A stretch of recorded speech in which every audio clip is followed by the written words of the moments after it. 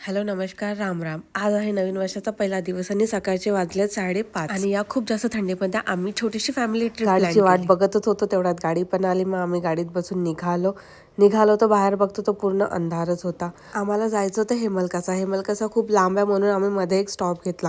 पण त्याआधी आम्ही गेलो चपराळ्याला एक मंदिर आहे. यांना बघून तुम्हाला समजलंच असेल कोणाचं मंदिर आहे. तर बरोबर, चपराळ्याला हनुमानजीचं मंदिर आहे.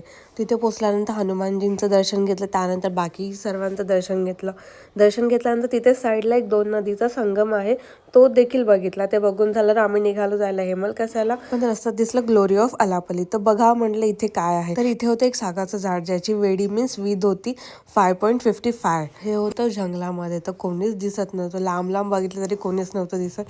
त्यानंतर तिथल्या झाडांचं निरीक्षण करून झाल्यानंतर आम्ही हेमलकसाला जायला निघालो. हेमलकसामध्ये काय आहे व ते कशासाठी फेमस आहे आपण पुढच्या ब्लॉगमध्ये बघूया.